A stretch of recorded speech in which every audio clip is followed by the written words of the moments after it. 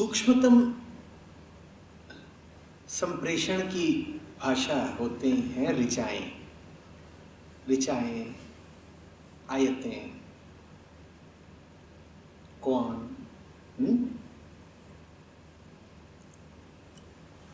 बहुत जो महीन भावनाएं हों उनके संप्रेषण का माध्यम होता है काव्य, जो बहुत महीन चीज हो, बस वही काव्यात्मक भाषा के द्वारा जाहिर की जाती है और मांगी जाती है। और महीन ही चीज को काव्य के माध्यम से मांगा जाना चाहिए।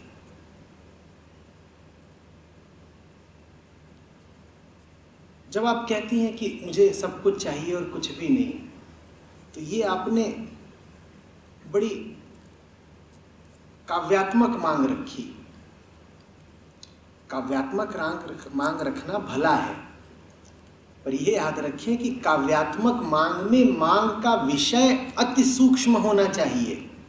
जो आप मांग रहे हो वो वस्तु बहुत झीनी होनी चाहिए, बहुत महीन। अगर जो वस्तु आप वास्तव में चाहते हो अपने जीवन में वो स्थूल है, तो उसको काव्य के माध्यम से मत मांगो। पहली बात तो वो मिलेगी नहीं। दूसरी बात, ये काव्य के प्रति भी ज्यादा शोभनीय नहीं हुआ।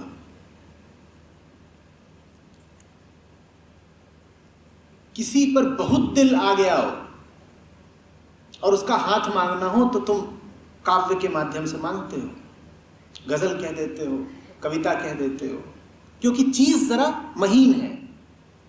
परमात्मा पर दिल आ गया हो, परमात्मा का हाथ मांगना हो तो तुम श्लोकों के माध्यम से मांगते हो।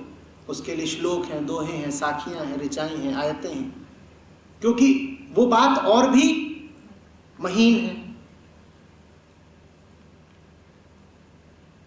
पर तुम जाओ और किराने की दुकान से तुमको चना और चावल खरीदना है, तो इसके लिए तुम कविता थोड़ी ही कहोगे। सबसे पहले तो ये देखो कि तुम्हारा जीवन किन मांगों से भरा हुआ है। आपके प्रश्न में चाहिए शब्द 2 बार आया है। सबसे पहले तो ये देखो कि जीवन में चाहते हैं क्या। साफ साफ देखो क्या चाह रहे हो। और अगर ये देखना चाहते हो तो ये देख लो कि क्या नहीं मिलता तो तड़प उठते हो। अभी थोड़ी देर पहले यहां पर एसी नहीं था तो तड़प उठे हम।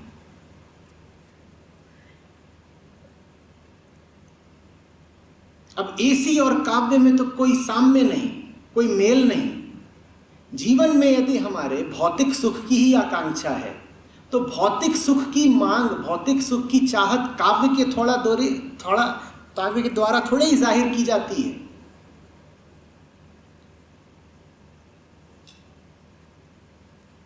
वरना वो फिर काव्य नहीं, पैरोडी कहलाएगा।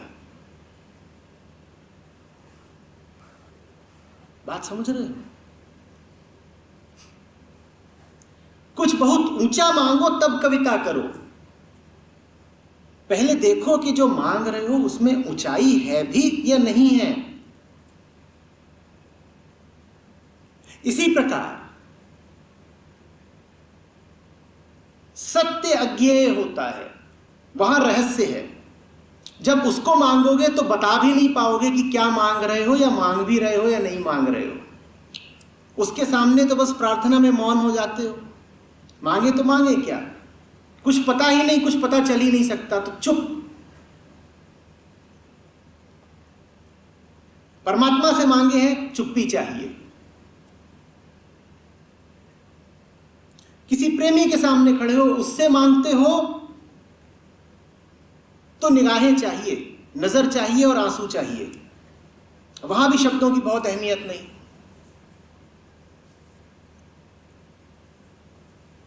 बात समझ रहे हो? पर कुर्ता पैजामा खरीदने गए हो तो मौन से थोड़े ही मिल जाएगा।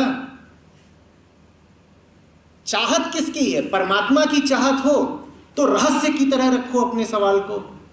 मुझे सब कुछ चाहिए और कुछ भी नहीं। ये तो तभी शोभा देता है जब बाकी सारी चाहतें खत्म हो गई हो और एक ही चाहत बची हो। परमात्मा की, तब आप ऐसा गूढ़ प्रश्न रख सकते हो कि या तो सब कुछ मिले या कुछ भी नहीं, क्योंकि सब कुछ यानी पूर्णता, कुछ भी नहीं यानी शून्यता, ये दोनों तो परमात्मा के नाम हैं। और परमात्मा की चाहत मैं कह रहा हूं वही कर सकता है जो अब दाल चावल छोला भटूरा और कुर्ता पजामा की चाहत इन सबसे आगे निकल गया। समझ रहे हो? अगर कुर्ता पजामा चाहिए होगा तो साफ साफ बोलना पड़ेगा ना कि कुर्ता पजामा चाहिए, मिल नहीं रहा, परेशान है। तो सवाल में साफ साफ बोलना पड़ेगा कि क्या चाहिए। सब कुछ थोड़ा ही चाहिए आपको। अभी गर्मा गर्म पानी ला दिया जाए, चाहिए क्या आपको?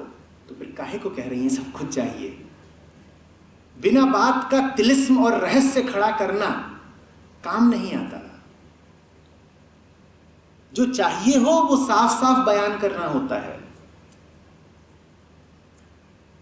सिर्फ जब परमात्मा चाहिए हो तब साफ बयान नहीं किया जा सकता, क्योंकि तब जो मांग रहे हैं वो अकल्प्य है, अचिंत्य है, अज्ञेय है, अकथ्य है। उसका कोई कथन नहीं कर सकते तो क्या बोलेंगे? पर क्या आप मात्र परमात्मा ही मांग रहे हो? ऐसा तो नहीं है। अगर हो तो बहुत शुभ बात है। मुझे बड़ा आनंद रहेगा अगर आप कहो कि नहीं, परमात्मा ही मात्र चाहिए, सत्य के अलावा कोई कामना नहीं। पर जब तक आप उस स्थिति में न पहुंच जाओ जहां सत्य के अतिरिक्त कोई कामना नहीं, तब तक जो चाहिए वो साफ साफ जानो और साफ साफ बताओ भी। क्योंकि अगर साफ साफ नहीं बताओगे तो बात खुद से ही छुपी रह जाएगी। हम तो चाहते ही हैं कि हमारी असली हसरतें छुपी रह जाए, क्योंकि सामने आती हैं तो ज़रा बुरा सा लगता है कि छी, मैं इतनी छोटी सी चीज़ चाहता हूँ, इसके फेर में पड़ा हुआ हूँ, ये छोटी सी चीज़ ही मेरे लिए इतनी महत्वपूर्ण हो गई। तो फिर हम बात को रहस्यपूर्ण बना देते हैं। जब जो चाह रहे हो वो बता पाना थोड़ा लज्जास्पद लगता है, तो हम ऐसे जताते हैं कि जो हम चाह रहे हैं वो बात बताई ही नहीं जा सकती। प्रेमिका पूछती है प्रेमी से, अच्छा बताओ तुम्हें मुझ में क्या अच्छा लगता है? प्रेमी कहेगा ये बात शब्दों में बयान नहीं की जा सकती। नहीं, बयान की जा सकती है क्योंकि बात बहुत भौतिक है। बयान भी की जा सकती है, कागज पे बना के भी दिखाई जा सकती है, इतनी शारीरिक है। शरीर शास्त्र की सब किताबों में वो सारे चित्र होते हैं जो प्रेमी को प्रेमिका में अच्छे लगते हैं, सब बताया जा सकता है। पर प्रेमी उस वक्त बड़ा रूहानी हो जाएगा। रूमी की कोई कविता उठा लाएगा और बोलेगा अब हम कैसे बताएं हमें तुम में क्या अच्छा लगता है, कैसे बताएं क्यों तुमको चाहे यारा बता ना पाए। अरे बाबा, कैसे बताएं क्यों तुमको चाहे यारा? और बात बहुत सीधी है कि क्या अच्छा लगता है। प्रमाण ये है कि जो अच्छा लगता है कल को वो ना रहे तो प्रेमिका अच्छी लगनी तुरंत बंद हो जाएगी। अगर किसी चीज के न रहने पर कोई तुम्हें अच्छा लगना बंद हो सकता है तो इसका मतलब उसकी वही चीज तो तुम्हें पसंद थी, और तुम भली भांति जानते हो कि प्रेमिका में क्या ना रहे तो वो तुम्हें अच्छी नहीं लगेगी। पर जब वो पूछेगी कि इतना बता तो दो, ये तो बता दो मेरे कौन हो, तो तुम उस बात को एक मिस्टिकल, एक आध्यात्मिक, एक रूहानी रंग दे दोगे। उसमें रूहानी कुछ है ही नहीं, पर तुम रंग उसको वही दोगे। वो वैसा ही है जैसे इमरान हाशमी के जितने कामोत्तेजक गाने होते हैं सब सूफियाना होते हैं। अब कैसे दिखा दें कि वो पूरा खेल ही वासना का है, तो पर्दे पर वासना चल रही है, बटन खुल रही है, हुक खुल रहे हैं, और पीछे से गीत चल रहा है मेरा इश्क सूफियाना। क्योंकि जो बात है वो बताते ला जाती है। क्योंकि जो बात है अगर वो जाहिर कर दी तो जो पूछ रहा है उसको भी धक्का लग जाएगा। लग जाएगा कि नहीं? न तुम बताना चाहते हो, जो पूछ रहा है वो सुनना भी नहीं चाहता, तो असली कामना क्या है तुम इसको दबा ही जाते हो। बिल्कुल बात छुपी छुपी रह जाए तो ही ठीक है। आपने जो अल्फाज लिखे हैं ये प्रेमियों के बड़े काम के हैं। प्रेमिका पूछे बताओ तुम्हें मुझ में क्या अच्छा लगता है, तो बिल्कुल ऐसे उत्तर दिया जा सकता है, उचित, बिल्कुल व्हाट्सएप रिप्लाई है ये। मुझे सब कुछ भी अच्छा लगता है तुम में और कुछ भी नहीं। पड़ी रहने दो उसको चक्कर में, अब सोचती रहेगी रात भर। भला है कोई निष्कर्ष ना निकाले, कोई ऐसा गोलमोल जवाब दे दो। प्रेमी लोग, पति लोग, ये कला बिल्कुल पारंगत हो जाते हैं इसमें। ऐसा घुमा, क्यों जी रात में कब तक आओगे? अरे रात जवान होगी, चढ़ेगी, हम भी आ जाएंगे। ऐसा लग रहा है जैसे कि आशिकी में जवाब दिया है। जवाब आशिकी में नहीं दिया है, ये जवाब दिया गया है गोल गोल घुमाने के लिए, क्योंकि कौन जानता है कि रात कब जवान होती है। आएंगे नहीं आएंगे पता नहीं।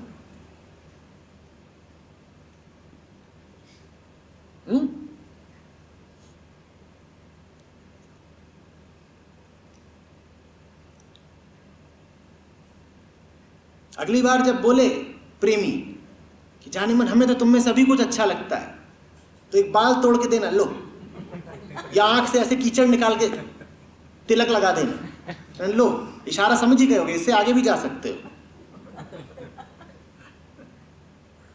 ले भाई तुझे तो सभी कुछ अच्छा लगता है।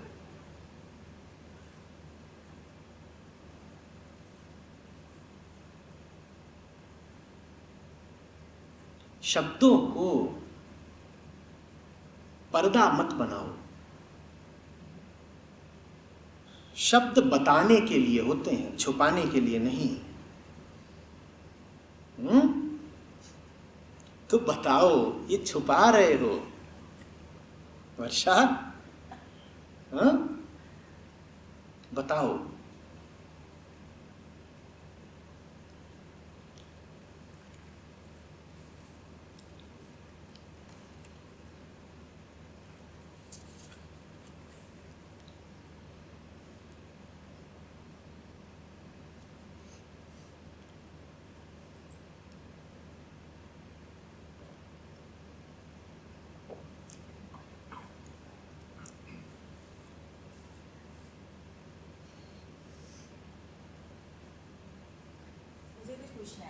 आपने बोला शब्दों को छुपाओ मत, अगर आपको नहीं पता हो तो फिर कैसे लेके आओ?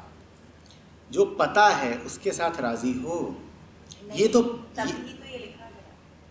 अगर नहीं ही पता है कि कुछ गलत है तो सब ठीक है, चलने दो ना, फिर समस्या क्या है? दिक्कत तो तभी होती है ना जब अनुभव होता है कष्ट का, और अनुभव होना माने पता होना। अगर कष्ट का कोई अनुभव ही नहीं हो रहा तो सब बढ़िया है, चलने दो। अगर ईमानदारी से आप ये कह सकती हैं कोई कष्ट नहीं, किसी प्रकार का, किसी पीड़ा का कोई अनुभव ही नहीं मुझे, तो जो चल रहा है उसको चलने ही देना, फिर कुछ बदलने की क्या ज़रूरत है? और अगर पीड़ा का अनुभव होता है तो साफ साफ बताएं। मतलब यहाँ अगर पीड़ा का अनुभव नहीं है तो जो चल रहा है हाँ चलने दें, वो सही चलने। बिल्कुल। अगर किसी प्रकार की कोई पीड़ा पता ही नहीं चल रही तो अध्यात्म की शुरुआत हो ही नहीं सकती। अध्यात्म छोड़िए, कविता तक की शुरुआत होती है आंसुओं से। वियोगी होगा पहला कवि, आह से उपजा होगा गान।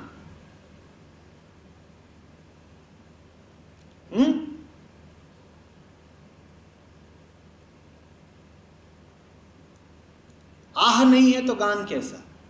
और आह यदि है ही नहीं तो ठीक है, पर मुझे अंदेशा दूसरा है।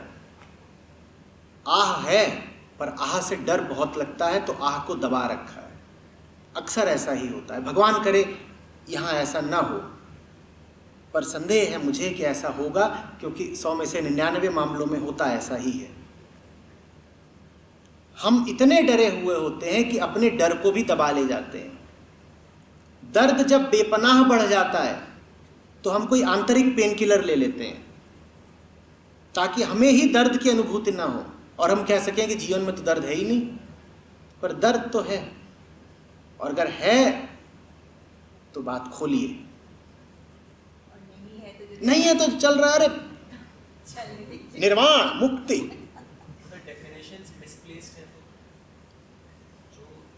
अगर डेफिनेशन मिसप्लेस्ड होगी तो उस मिसप्लेसमेंट का ही दर्द होगा। इसको और एक्सप्लेन कीजिए। उदाहरण के लिए हम जानते हैं भली भांति कि उंगलियां ऐसी हों तो ये सामान्य कहलाएंगी। किसी की उंगली सूज के इतनी मोटी हो गई हो, पर वो स्वस्थ उंगली की परिभाषा ही बदल दे, वो ये कह रहा है, वो कह रहा है कि अपने मन को ये समझा ले कि स्वस्थ उंगली होती ही वही है जो सूज के इतनी मोटी हो। तुम समझा लो, दर्द तो तब भी होगा, दर्द तो तब भी होगा। इसी प्रकार रोग यदि मानसिक है और तुमने अपने आप को यह भी समझा लिया कि मानसिक रोग ही ठीक है, तो इस समझाने के मूल में भी दर्द बैठा होगा।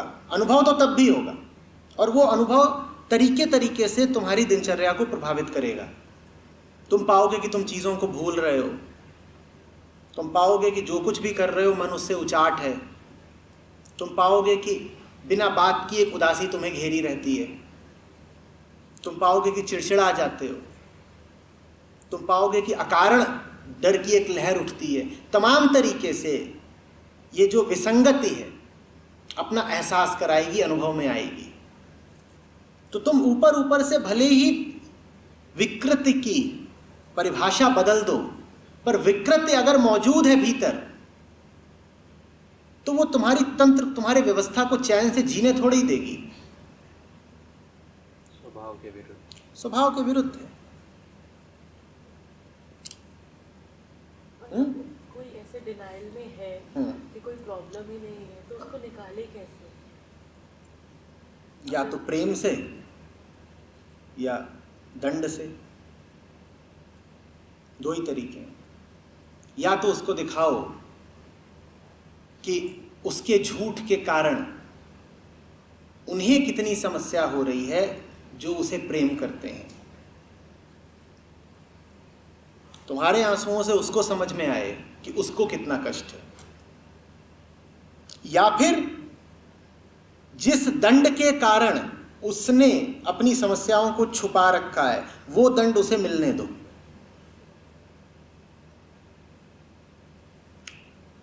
बात समझ रहे हो? समस्या अपने आप वो जाहिर कर देगा कि हाँ है।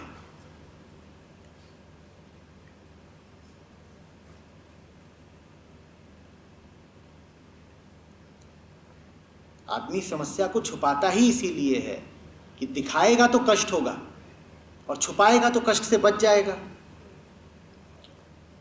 कष्ट से बचने का उसका आयोजन खराब कर दो, कष्ट उस तक आने दो। अब उसके पास समस्या को छुपाने के लिए कोई वजह नहीं है, क्योंकि क्यों छुपा रहा था समस्या को? कष्ट ना आए, और कष्ट तो आ रहा है तो अब काय को छुपाएगा? कहेगा लो फिर बता ही देते हैं क्या बात। हम समस्या छुपाते भी तो इसीलिए है ना कि कुछ लाभ हो छुपाने से। उसे जो लाभ हो रहा है समस्या को छुपाने से, उस लाभ को काट दो, समस्या को फिर उगाड़ देगा।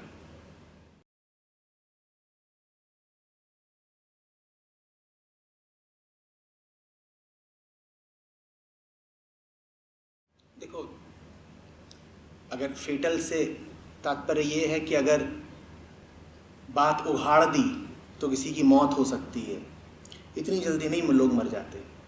जो अपने डर को छुपाए हुए है, तुम्हें क्या लग रहा है उसे मौत का डर नहीं है? जिसे छोटे मोटे डर भी इतने बड़े हैं कि वो उनको छुपा रहा है, उसके लिए मौत का डर कितनी बड़ी चीज होगी?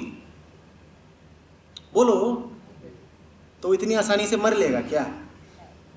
ये सब ज़बानी बातें हैं और कभी कभार धमकियां हैं कि जान चली जाएगी, ऐसा हो जाएगा, वैसा हो जाएगा। जान देने वाले सूरमा होते हैं, इतनी आसानी से जान नहीं दे देता कोई। उसके लिए योद्धा चाहिए, सूरमा चाहिए कि अपनी कुर्बानी दे दे। ये जो आम आदमी बोलता है ना कि अगर ये दुख आया मुझे तो मेरी तो जान ही निकल जाएगी, ऐसा कुछ नहीं होता। फेटल वगैरह इतनी आसानी से नहीं हो जाता। दूसरी बात, अगर लगता ही है कि उसे कष्ट वाले रास्ते से नहीं गुजारना है, तो मैंने सुझाया तो प्रेम का रास्ता है, फिर प्रेम के रास्ते से चलाओ। प्रेम का रास्ता ये है कि दूसरे व्यक्ति को दिखाई दे कि उसके झूठ की वजह से उसके प्रेमी को कितनी तकलीफ हो रही है। वो प्रेम का रास्ता है।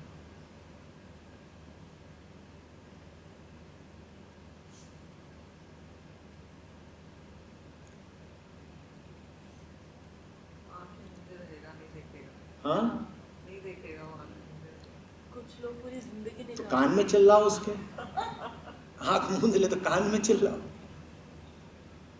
भाई सारी बात इस पर आश्रित है कि उसके झूठ की वजह से तुम्हें तो तकलीफ हो ही रही है ना, हो रही है ना।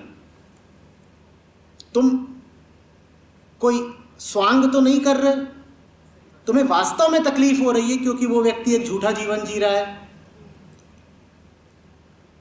तो वही तकलीफ उसके सामने रख दो,